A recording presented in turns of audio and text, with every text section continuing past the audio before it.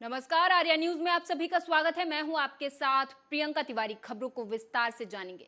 Delhi service bill पर राजनीति खत्म होने का नाम नहीं ले रही है। अब एक बार फिर से बीजेपी सांसद मनोज तिवारी ने आम आदमी पार्टी पर तंज कसते हुए कहा कि सीआर रो रहे, उनके रोने से क्या होगा। आप भी सुने।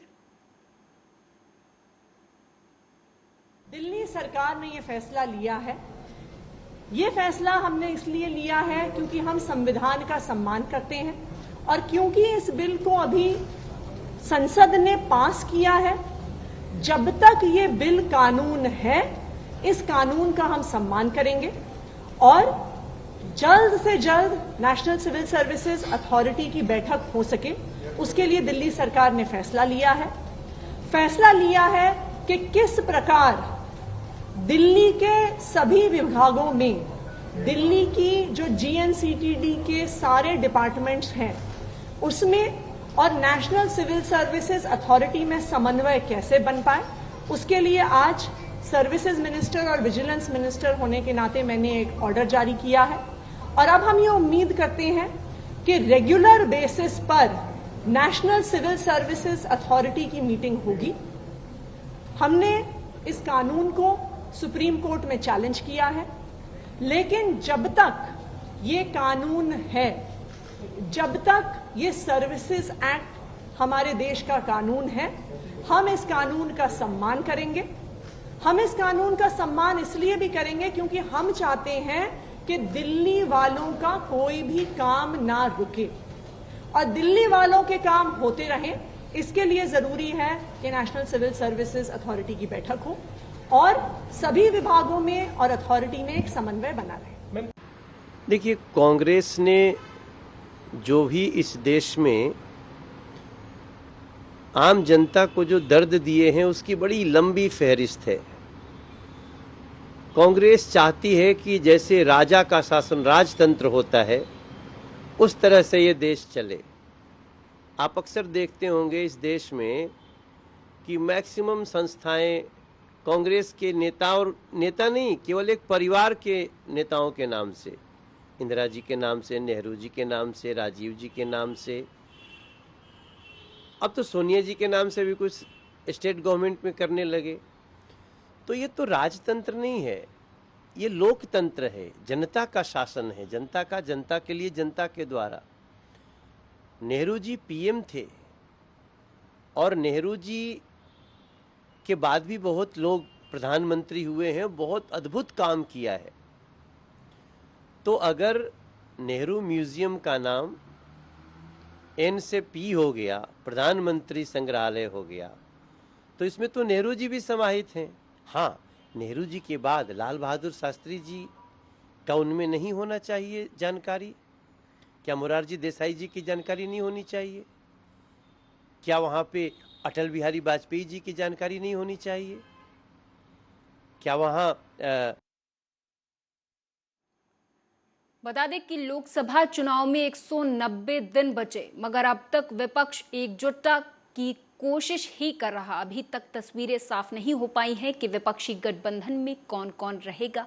कारण भले ही शरद पवार बार बार कह रहे हैं कि वो बीजेपी के साथ नहीं जाएंगे, लेकिन उनके साथी दलों में सस्पेंस बना हुआ है। वहीं अब दिल्ली में कांग्रेस नेताओं के बयान ने सियासी तहलका मचा दिया है। इसको लेकर कांग्रेस की सफाई भी सामने आई, जिसमें बयान को आधिकारिक नहीं बताया गया है। आप भी सुने। देखिए, ये लगभग 3 घंटे की मीटिंग में पूर्व कांग्रेस अध्यक्ष राहुल गांधी जी, खरगे जी, केसी वेणुगोपाल जी और दीपक बाबरिया जी रहे। 3 घंटे की मीटिंग शुरुआत हुई संगठन को लेकर कि संगठन कमजोरियां क्या हैं, उस पर कैसे काम किया जाए, सुझाव आए उसको कैसे हम मजबूत कर सकते हैं। दूसरा सुझाव ये आया कि लोकसभा 2024 की तैयारियां अब हमें करनी है। मकसद वही था। दिल्ली से पहले 18 राज्यों की मीटिंगें हो चुकी हैं लोकसभा की तैयारियों को लेकर। दिल्ली 19वां राज्य था। 24 कैसे जीतना है, और बिल्कुल आदेश हुआ है कि हमें 7 सीटों पर मजबूत संगठन के साथ हर नेता को आज से अभी से निकलना है। 7 महीने 7 सीटें हैं। ये बात हुई कि जिसकी दिल्ली उसका देश होता है, ये दिल्ली का इतिहास बताता है। इसलिए कहा गया कि बिल्कुल 7 पर तैयारी रखनी है और मजबूती के साथ हमें निकलना। और आज से हम लोग अपनी जिम्मेदारियां जिसको जो भी संगठन में सौंपी जा रही है, दीपक जी इसको भी तय कर लेंगे और हम निकलेंगे। मेरी तो समझ में नहीं आ रहा है कि आम आदमी पार्टी है उनके जो हैं समझ के लिए मैं क्या कहूँ। Alka Lamba is a spokesperson, she is not a authorise spokesperson for talking on such major important issues. जो पत्रकार ने उनसे पूछा है उसकी मैच्योरिटी के बारे में भी मुझको शंका लगता है। और जो है जहां मैंने when I have said as in incharge कि आज कोई चर्चा ही नहीं हुई है, तभी इसी प्रकार की बात करना, वो जो है आम आदमी पार्टी को भी समझ में आ जाना चाहिए कि जो मीडिया है पूरा का पूरा वो भारतीय जनता पार्टी को मदद करना चाहता है, आपको उकसाना चाहता है, और वो भी जो उकसाने के बाद ये प्रकार की बात करते हैं। मैं समझ रहा हूँ कि it is the most unfortunate thing. ये जो है आज कोई चर्चा ही नहीं हुई, उसके बारे में इमेजिनरी बात कर दें और कोई हमारे इमेच्योर प्रवक्ता के शब्दों को बता दें। वो लेडी ने तो मुझको बताया था कि she has not said anything, फिर भी किसी ने उसके मुंह में शब्द रख दिया हो, तो they should have certainly clarified it with me, जो जहां मैंने ब्रीफिंग दिया था। तो मैं समझ रहा हूं कि जो मीडिया ये कर रहा है वो मिसचीफ कर रहा है, भारतीय जनता पार्टी को मदद करने के लिए कर रहा है, और आम आदमी पार्टी जो है इसी प्रकार का इंटरप्रिटेशन करके अपने आप के लिए कोई नुकसान करना चाहता है। तो मैं समझ रहा हूँ it will be most unfortunate situation for them and everybody. इधर समाजवादी पार्टी के राष्ट्रीय अध्यक्ष और उत्तर प्रदेश के पूर्व मुख्यमंत्री अखिलेश यादव ने एक बार फिर से बीजेपी यानी कि प्रधानमंत्री नरेंद्र मोदी और मुख्यमंत्री योगी आदित्यनाथ पर निशाना साधा। बुधवार को लखनऊ से चित्रकूट जाते समय रायबरेली के बछरावा और गुरबख्शगंज कस्बे में कार्यकर्ताओं का हुजूम देखकर अखिलेश यादव रुक गए।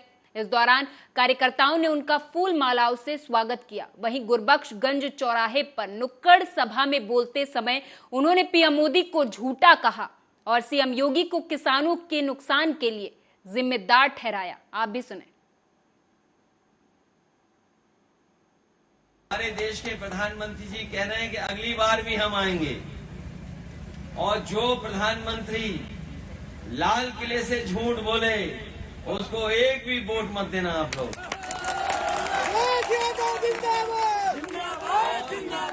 और वो सब बातें हमें याद रखनी चाहिए। क्या कहा था उन्होंने, किसान की आय दोगुनी हो जाएगी। हमारे किसान भाई, गरीब भाई, बताओ कहीं आय दोगुनी हुई हो तो बता दो आप। ये सही है कि हमारे कुछ काश्तकार, कुछ किसानों को सब्जी का लाभ मिल सकता है जिन्होंने पैदा की हो, लेकिन सही समय पे पानी न बरसना या पानी बरस जाने की वजह से जो नुकसान हुआ, न केवल न भरपाई की उसकी, न मदद की, और आज भी महंगाई किस स्तर पर पहुंच गई है हमें नहीं पता। आपके बाजार में टमाटर की कीमत क्या है? 200 रुपए।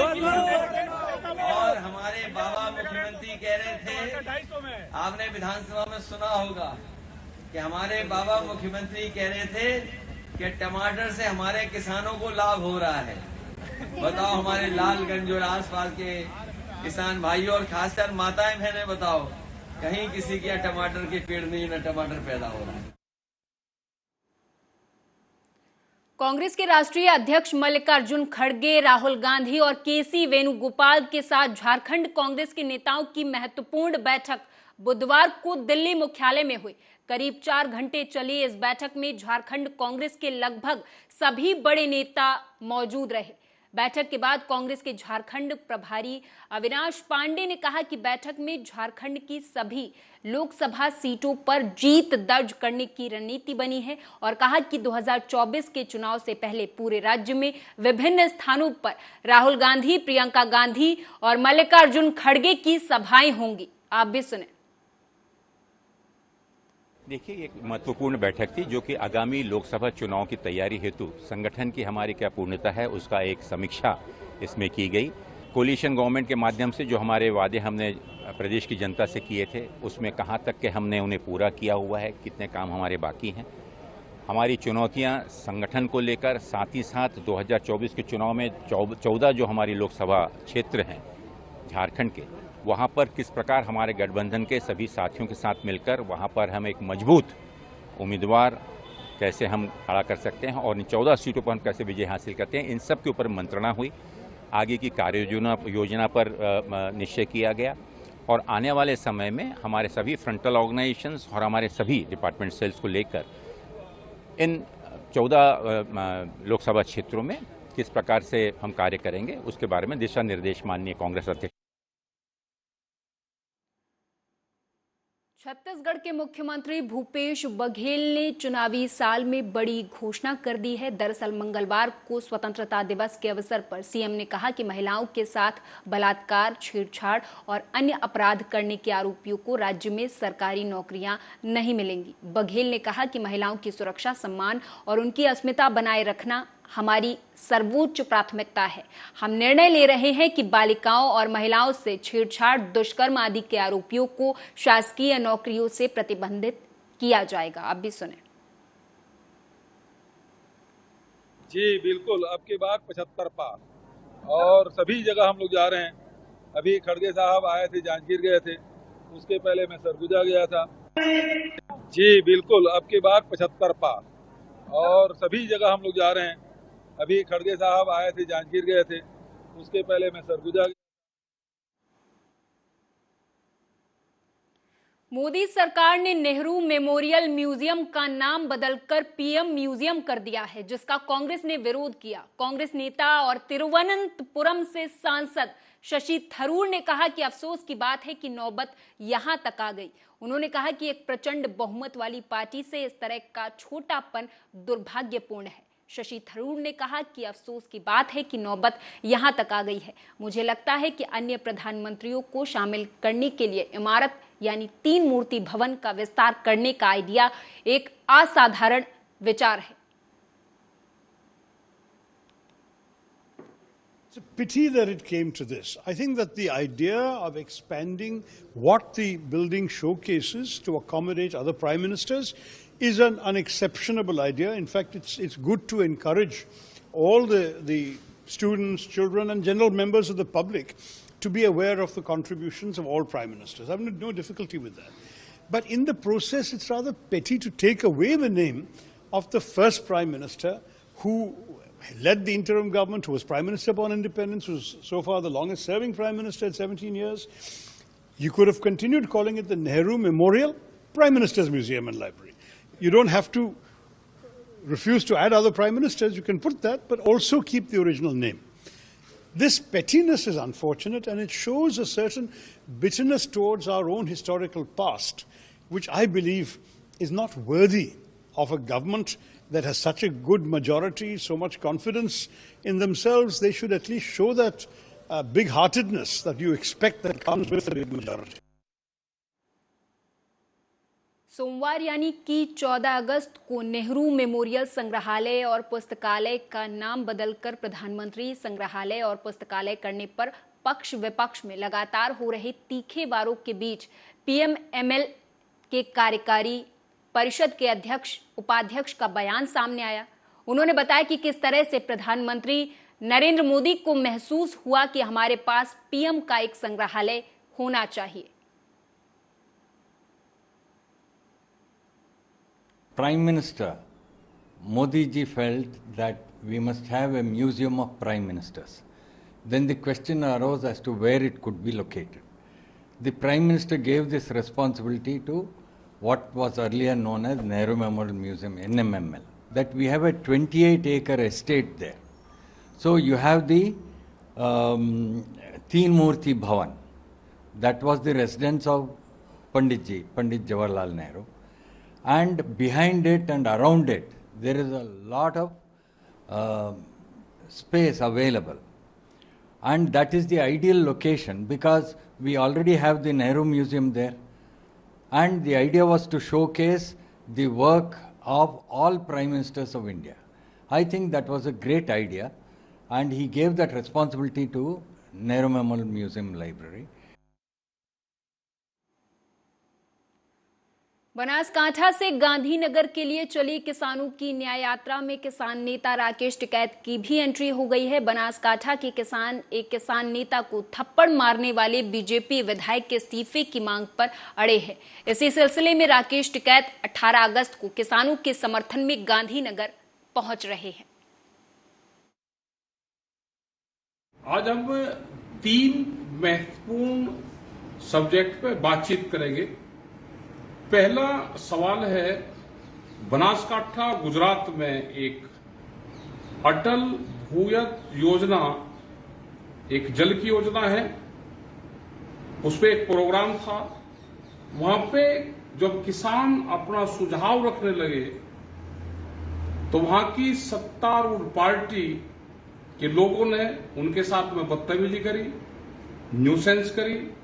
ये 7 अगस्त का एक प्रोग्राम था। वे लोग वहां से ही पैदल मार्च निकालना शुरू करा और गांधीनगर तक वे लोग आ रहे हैं। 18 तारीख में एक प्रोग्राम गांधीनगर में कर रहे हैं। उस प्रोग्राम में हम लोग जाएंगे क्योंकि जहां पे भी सत्तारूढ़ वहां की पार्टी है और खास करके गुजरात में लोग बंधनों में हैं। एक मुक्ति अभियान गुजरात में भी चलेगा। गुजरात में लोगों को बोलने की आजादी नहीं है। हम 18 तारीख में गांधीनगर जा रहे हैं तो यहां पे भी सब लोगों को इसलिए बता के जाना पड़ रहा है कि गांधीनगर में जब जाते हैं तो बहुत बैन से वहां पर लगाती है सरकारें। बठिंडा से खबर है। दरअसल एक लड़की जो गांव जलाल की थी, जो कि 1 साल पहले स्टूडेंट वीजा पर कनाडा गई थी, उसकी कनाडा के शहर ब्रॉम्पटन में रोड एक्सीडेंट के दौरान मौत हो गई है। बता दें कि खबर सुनते ही गांव में शोक की लहर दौड़ गई। वहीं परिजनों का रो रो कर बुरा हाल है।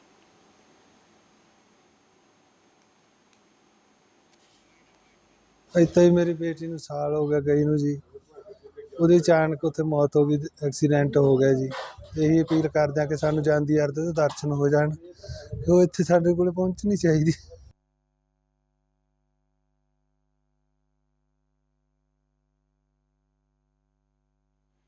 जनपद कानपुर देहात पुलिस को उस समय बड़ी सफलता हाथ लग गई जब पेट्रोलियम पदार्थों के अवैध कारोबार के गोरख धंधे का भंडाफोड़ कर दिया और एक अभियुक्त पुलिस के हत्थे चढ़ गया। पुलिस ने भारी मात्रा में ड्रमों से भरे पेट्रोलियम पदार्थ को बरामद कर लिया है। साथ ही पेट्रोलियम पदार्थ को निकालने के लिए प्रयोग होने वाले संसाधनों को भी बरामद किया है। निर्देशन में जो अपराध नियंत्रण एवं घटनाओं के अनावरण के लिए अभियान और विशेष प्रयास कानपुर देहात पुलिस द्वारा किए जा रहे हैं, इसी के तहत थाना रनिया में कल एक बड़ी सफलता मिली। पूर्ति विभाग एवं रनिया थाना पुलिस को प्राप्त मुखबिर सूचना के आधार पर रनिया क्षेत्र में मुखबिर की सूचना पर जब तलाश की गई तो 2 टैंकरों में लगभग 1480 लीटर ज्वलनशील पदार्थ पेट्रोलियम या डीजल के रूप में प्राप्त हुआ, जो कि अवैध तरीके से बेचने और अतिरिक्त लाभ कमाने की बात सामने आई। फिर जिला पूर्ति विभाग द्वारा अभियोग पंजीकरण के लिए तहरीर दी गई, जिसके क्रम में थाना रनिया में 135/23 285 IPC व 3/7 EC एक्ट का अभियोग पंजीकृत हुआ। मुरादाबाद से खबर है। बताते चले कि यहां राष्ट्रीय ध्वज के अपमान का मामला सामने आया है, जिसका फोटो भी अब सोशल मीडिया पर काफी तेजी से वायरल हो रहा। बता दें कि पूर्व प्रधान ने राष्ट्रीय ध्वज का अपमान किया है, जिन्हें खुद दरोगा ब्रजेश शर्मा शॉल उड़ाकर सम्मानित करते हुए देखे जा सकते हैं। मुरादाबाद से खबर है, जहां पर राष्ट्रीय ध्वज के अपमान का मामला सामने आया है।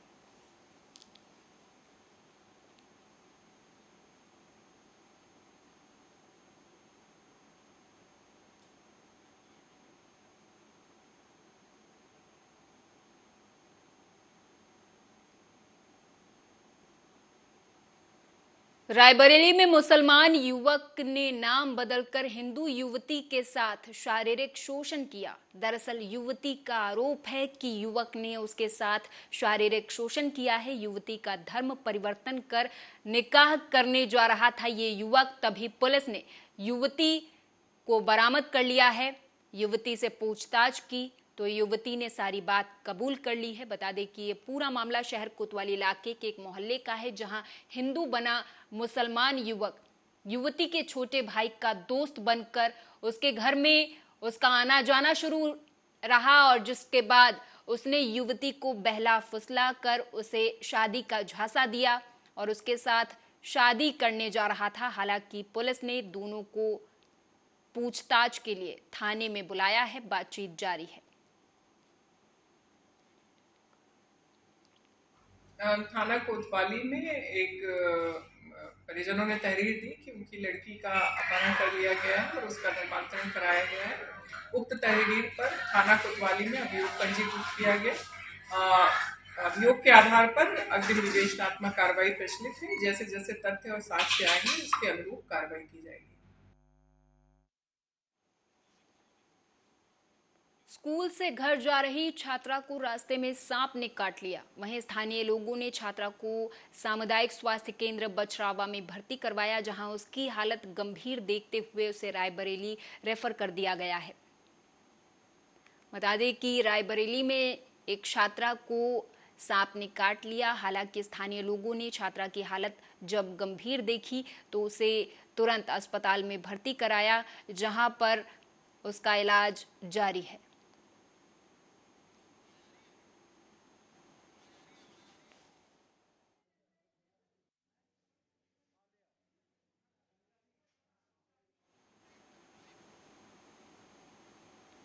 और इसी के साथ इस बुलेटिन में मेरे साथ बस इतना ही। आप देखते रहें आर्या न्यूज।